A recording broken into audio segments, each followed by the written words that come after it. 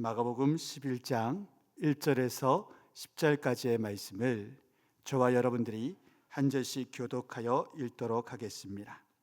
이는 오늘 우리에게 주시는 하나님의 거룩한 말씀입니다. 그들이 예루살렘에 가까이 와서 감난산 벳바게와 베다니에 이르렀을 때에 예수께서 제자 중 둘을 보내시며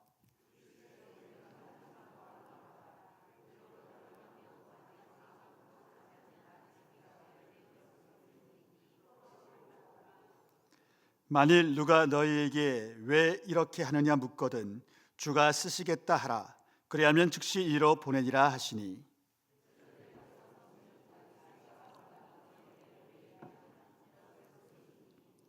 거기 서 있는 사람 중 어떤 이들이 이르되 나귀 새끼를 풀어 무엇 하려느냐 하매,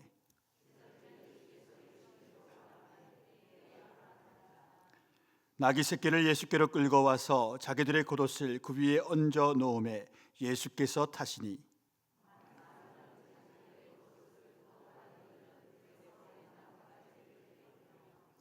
앞에서 가고 뒤에서 따르는 자들이 소리 지르되 호산나 찬송하리로다. 주의 이름으로 오시는 이여 찬송하리로다. 오는 우리 조상 다윗의 나라여 가장 높은 곳에서 호산나 하더라. 아멘. 지금 이 시간 복음을 간직한 한 영상을 보려고 합니다. 체코 영화인데요, 모스트라는 제목을 가지고 있고 영어명은 더 브릿지라는 영어 이름을 가지고 있는 그런 영상인데 복음이 그 안에 소개되어 있습니다. 우리 함께 먼저 보시겠습니다. Za hodinu pojede vlak, jo. Za 30 minut pro tebe přijdu a půjdeme nahoru a budeme pouštět čoupat. Položíme most, no, mostem položíme most, jo? Jo! 30 minut sedět. 이 세상 가장 아름다운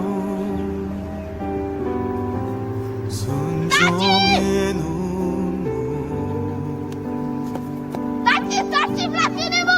온 세상 다시 빛나게 한 생명의 눈물 그가 이 땅에 오신 이유 죽어야 살게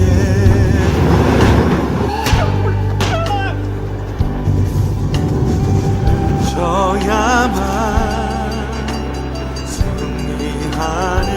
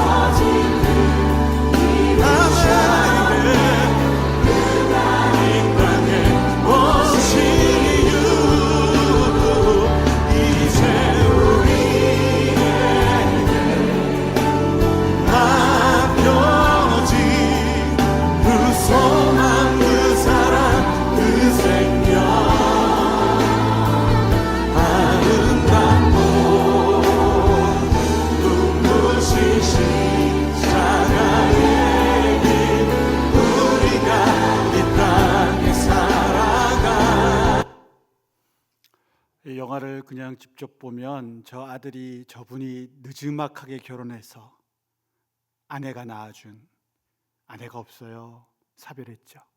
유일한 생명이었던 거예요. 예수님도 하나님께는 그랬지요. 그런데 여기 영화와는 조금 다른 면이 있습니다. 그것은 무엇이냐면 아무 죄 없으신 하나님이 이 땅에 사람으로, 죄송합니다, 아직 감정이 안 추실러져 가지고, 이 땅에 사람의 몸으로 오신 신비가 예수님의 탄생입니다. 그분은 하나님의 아들이셨고 또한 하나님이셨습니다. 이것이 영상과는 조금 다른 내용입니다. 이것을 인간의 말과 이성으로 이해시킬 능력이 그 어떤 개인에게도 없습니다. 어떤 이성적인 사람도 이 신비를 풀어 말할 재주가 없습니다. 성경은 다만 이렇게 기록해 줍니다. 빌립보서 2장 6절에서 8절까지의 말씀을 우리 함께 읽어보겠습니다. 그는 근본 하나님의 본체시나 하나님과 동등됨을 취할 것으로 여기지 아니하시고 오히려 자기를 비워 종의 형체를 가지사 사람들과 같이 되셨고 사람의 모양으로 나타나사 자기를 낮추시고 죽기까지 복종하셨으니 곧 십자가에 죽으심이라. 아멘. 놀랍게도 우리는 이러한 사실을 믿는 사람들입니다. 그분의 상과 죽음이 단순히 이 땅의 비포 크라이스트와 안노 도미네, BC와 서기를 나누는 시간적 기준이 될 뿐만 아니라 이 세상의 모든 저주, 곧 죄와 사망의 권세가 꺾여지고 새로운 삶과 새로운 구원의 역사가 일어나게 만든 분이 그분임을 믿는 믿음이 지금 우리 가운데 있습니다. 다시 언급하지만 오늘은 종료주일입니다. 종료주일이란 예수님께서 이 십자가의 죽음을 위하여 예루살렘에 입성했었던 그 일요일의 모습을 기념하기 위해 주일로 지키는 거룩한 성일입니다. 종료주일의 종려란 종려나무를 의미합니다. 영어로 말하면 팜트리, 야자수와 같은 그런 잎을 가진 모든 나무들을 종려나무라고 말합니다. 이 종려나무의 학명은 불사조 나무라는 뜻인 피닉스 덱티라이페라입니다. 불사조 나무. 왜 그러냐? 누군가 와서 이 종려나무의 밑둥을 베어버렸습니다. 반토막이 났어요. 그런데 새싹이 나고 다시 나무로 성장하는 거예요. 어떤 사람이 신기해서 불을 질러봤습니다. 그래도 네가 사나 보자. 불이 나서 그 뿌리만 남았던 그 그루터기에 또 비가 내리고 시간이 지나니 싹이 나는 거예요. 그리고 다시 나무로 자라나기 시작하는 겁니다. 그래서 학명이 불 속에서도 다시 살아날 수 있는 나무, 불사조 나무가 된 것입니다. 이러한 이 나무의 성정 때문에, 특징 때문에 유대인들에게 종려나무는 최후 승리와 부활을 상징하는 식물이 되었습니다. 당대의 로마 제국의 압제가 있었지 않습니까? 그 압제 가운데 너희는 끝났다, 너희는 죽었다 할 때 이 유대 민족의 민족성이 종려나무로 대표되는 거니에요. 아니다, 우리는 꺾이고 베이고 불에 탄다 해도 다시 살아난다. 그게 민족의 나무, 유대 민족 정신의 상징이 되는 나무가 종려나무가 되었습니다. 마치 우리나라의 무궁화처럼 그렇게 상징되어졌지요. 그래서 예수님께서 입성하실 때 예루살렘의 수많은 군중들이 종려나무 가지를 들고 와서 호산나 호산나 외쳤던 것입니다. 뜻을 풀이하자면 호산나, 우리를 구원하소서, 우리를 고치소서. 당대의 사람들은 예수님께서 십자가를 통한 그 구원을 이루시는 것, 전 우주적인 사역에 대해서는 전혀 몰랐습니다. 그런데 하나님이 연출자십니다. 전혀 못 들은 그들의 입에서 전 인류를 대신하여 호산나 다윗의 자손이여라는 그 대사가 흘러 넘치게 하셨던 것입니다. 예수님의 예루살렘 입성부터 그분의 고난의 여정은 톱니바퀴가 맞물려 돌아가듯이 한치의 오차도 없이 그분의 죽음을 향하여 달려가게 됩니다. 이 전 우주적인 사건이 2000년 전 팔레스틴 땅의 예루살렘에서 일어났습니다. 그런데 이런 전 우주적 구속사의 위대한 고난의 여정 가운데 우리가 알지 못하면 시 의미를 부여하기 힘든 한 생명체가 등장합니다. 그것은 곧 나귀 새끼입니다. 예수님께서는 시 걸어갈 수 있는 예루살렘 길을 애써 나귀 새끼를 청하여 걸어가려 하셨습니다. 고대 군동에서 왕이 타야 하는 탈짐승은 주로 말이었습니다. 그리고 전쟁 영웅들이 타고 개선 행진을 할 때 탔던 동물도 대부분 말이었습니다. 이스라엘에서는 조금 특이한 동물이 또한 성경 가운데 등장하기는 합니다.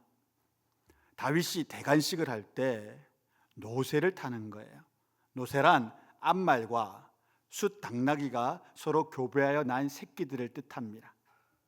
그런데 모세의 율법에서는 하나님은 정한 것을 사랑하시는 분이기에 잡종교배를 금했습니다. 그래서 노새가 원래 이스라엘 땅에 있으면 안 됩니다. 그래서 문화사회학자들은 이것을 이렇게 해석해요. 노새가 이스라엘 땅에 잘 안 보이는 희귀한 탈 것이니까 그 땅 사람들은 안 타니까 고귀한 왕들이 그 희소성의 가치 때문에 눈독을 들이는 거예요. 그 시대의 외제차가 노새였던 겁니다.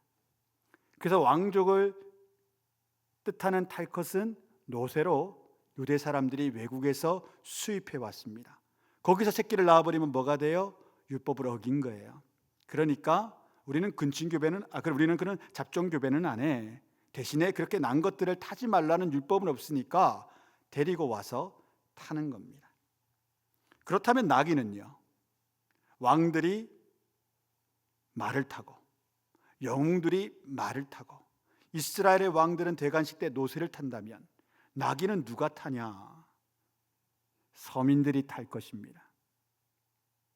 돈 없고 힘없는 사람들이 돈 좀 모았을 때 타는 것이 나귀였습니다. 왕족, 고귀한 자들과는 거리가 멀어도 먼 탈 것이 바로 이 나귀였습니다. 이미 왕 되신 예수님께서 하나님이신 그분께서 이 땅에 인간의 몸으로 온 것만 해도 자신을 낮추신 모습인데 죽기 일주일 전 콕 집어 타야 하실 것이 나귀 중에서도 가장 볼품없는 나귀 새끼를 타시는 일이었습니다. 왜 그렇습니까? 이곳에 겸손의 왕으로 오셨기에 끝까지 낮추시는 겁니다. 보통 사람들도 이러지 않죠. 평범한 사람들도. 내 죽을 날이 얼마 안 남으면 뭐라고 말합니까? 내 이제껏 누리지 못한 거 한번 누려보련다. 좀 써보련다. 좀 내어놓아 보아라. 그러지 않습니까? 그런데 우리 주님 죽음을 일주일 남기시고 자신의 탈 것을 겸손히 나귀 새끼로 정하셨습니다. 스가랴서는 이 같은 예수님의 말씀, 이런 사건이 있기 전 500여 년 전에 이미 이것을 예언하여 놓았습니다. 스가랴 9장 9절의 말씀 우리 함께 읽어보겠습니다. 시온의 딸이 크게 기뻐할지어다. 예루살렘에 따라 즐거이 부를지어다.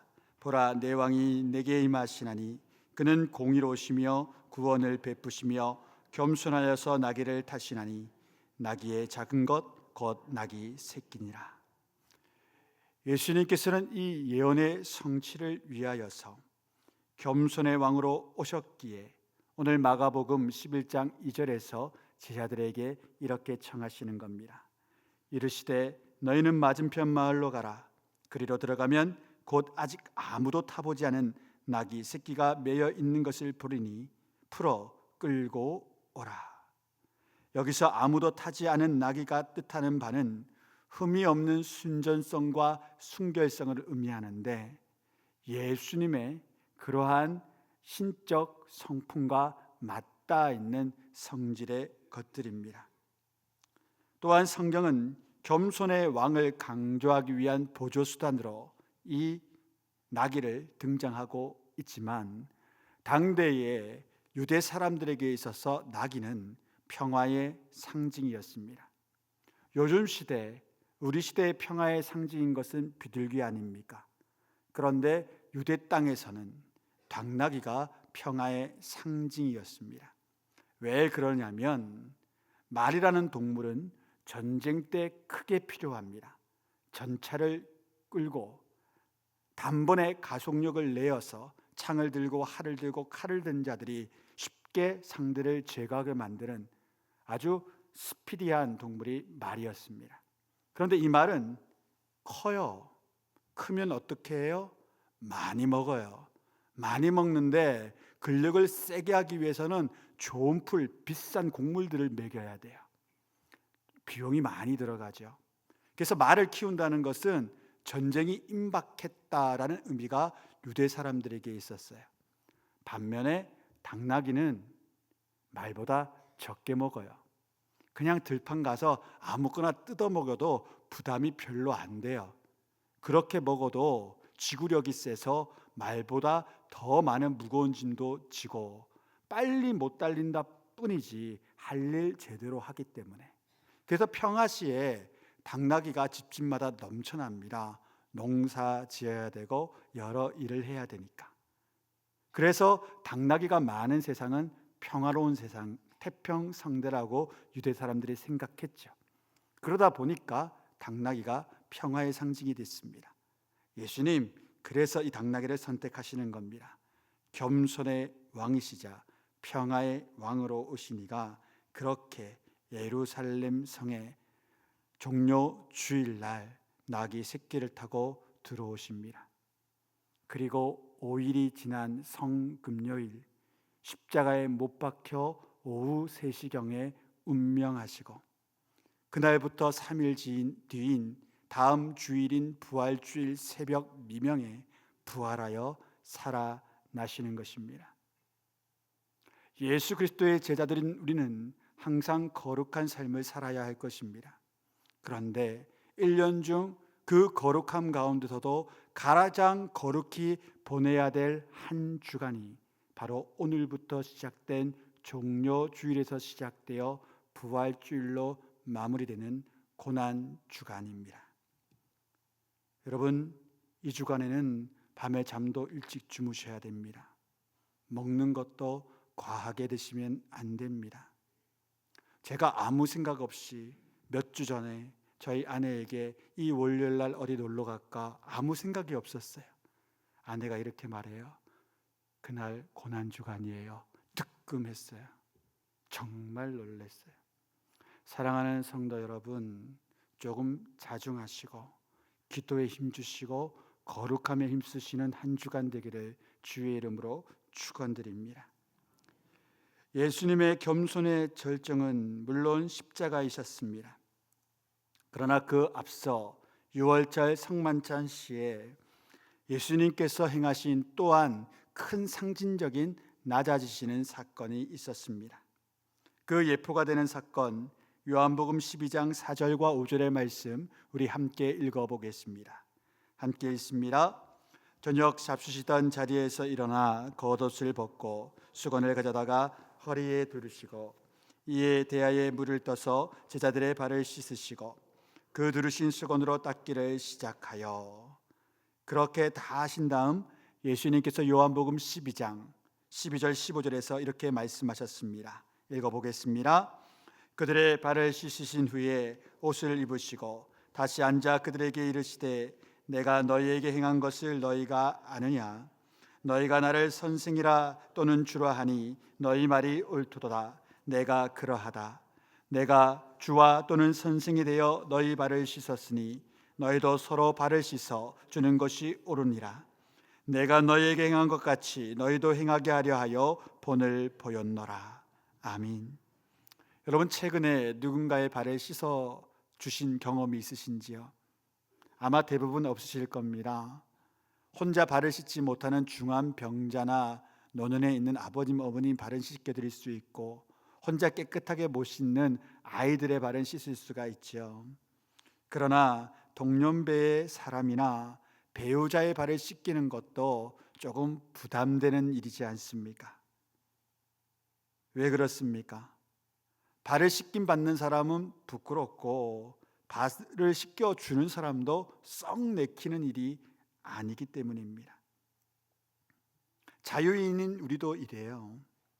예수님 당대에는 이거는 있을 수 없는 일이었습니다. 불가능한 일이 남의 발을 씻겨주는 일이에요. 왜냐하면 당대의 발을 씻기는 행위는 노예들에게만 해당된 행위였기 때문입니다. 혹 남편이, 아내가 배우자의 발을 씻긴다, 그 의미가 이거예요. 내가 당신의 종자가 되어 평생 섬기겠나이다. 그래서 발을 씻긴다는 의미는 그냥 신체 일부를 맡기는 게 아니라 나는 당신의 노예입니다. 당신을 평생 섬기겠나이다 하는 뜻이 있었습니다.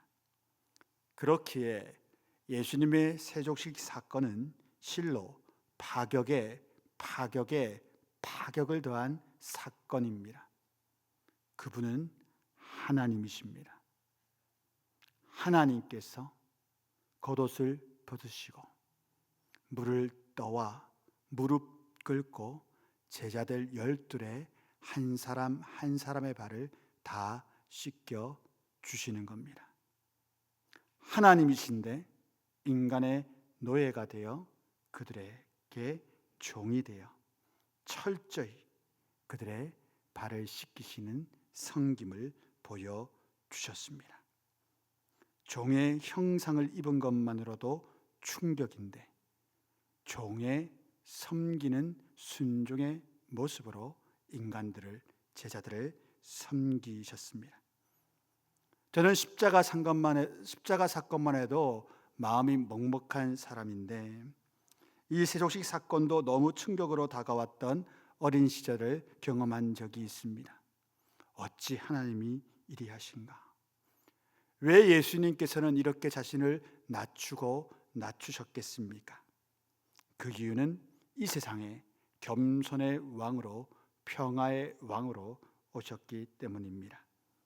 이 악하고 험난한 세상을 바꾸는 예수님의 전능하신 능력은 자신을 낮추셔서 이 세상의 우리를 끝까지 사랑하고 섬기시는 일이고 십자가 위에서 그 사랑을 증명하는 일이셨습니다.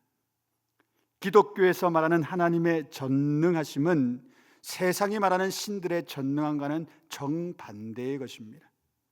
나를 위하여, 우리를 위하여 못할 것이 없으신 하나님, 나를 위하여 종의 형상을 입으시고 나를 위하여 종의 모습으로 발을 씻기셨으며 나를 위하여 십자가에서 죽임당하신 전능하신 하나님, 자신을 위해서 못하실 것이 없는 게 아니라 바로 저와 여러분을 위하여 못하실 것이 없으셨던 하나님이십니다.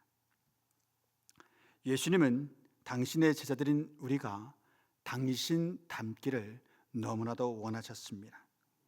구주와 선생 되신 하나님의 본태이신 주님께서 섬김과 또한 거룩한 사랑의 모습을 보이신 이유는 우리의 본이 되기 위함이라고 말씀하셨습니다.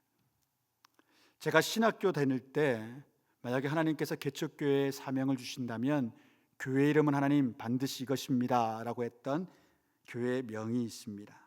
바로 낮은 사람들 교회입니다. 지금도 이 교회 명은 제 가슴을 뛰게 만듭니다. 세상에서 제 아무리 높은 사람이요 많은 것들을 누리는 사람이라 할지라도 이 교회에 들어오는 순간 예수님처럼 낮아지는 낮은 사람들이 되는 것, 또 세상의 수많은 낮은 사람들, 소외받은 사람들이 이 교회에 들어오는 순간 사랑으로 회복되고 위로를 얻고 세움받는 공동체가 되는 교회, 그 교회의 상징은 아마 이런 상징이 될 겁니다. 한 사람이 한쪽 무릎을 꿇고 어깨에 무릎을 메고 어깨에 수건을 메고 다른 사람의 발을 씻기는 모습 말입니다. 이런 교회의 주제의 말씀은 마태복음 23장 11절과 12절 말씀이 될 겁니다. 우리 함께 읽어보겠습니다. 읽습니다. 너희 중에 큰 자는 너희를 섬기는 자가 되어야 하리라. 누구든지 자기를 높이는 자는 낮아지고 누구든지 자기를 낮추는 자는 높아지리라. 세상의 가르침과는 정반대죠. 마키아벨리의 군주론에서부터 시작하여서 현재의 모든 경영 경제 서적까지 하나같이 성공하기 위해서는 뭐 하라고 합니까? 앞에 사람을 지려받고 일어서라. 그보다 더 나은 사람이 되어야 하고 경쟁에서 이겨 1등이 되어 모든 것을 독식하라. 그것이 살아남는 방법이고 높아지는 유일한 길이라 가르칩니다. 요즘도 학교 공교육안에서도 그런 가르침이 횡행하죠. 교과서에는 안 나와 있는데 이미 인생을 살아버린 많은 분들이 그렇게 설명합니다. 다 같이 앉아 있는 줄 아냐? 나중에 시간 지나봐라. 다 달라진다. 많이 들으셨죠? 학교에서. 저도 어릴 때 들었어요. 지금도 듣고 있겠죠.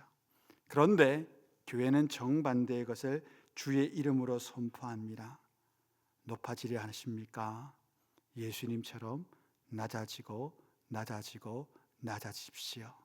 그때 주님께서 당신들을 높여 주실 것입니다. 이것이 진리입니다.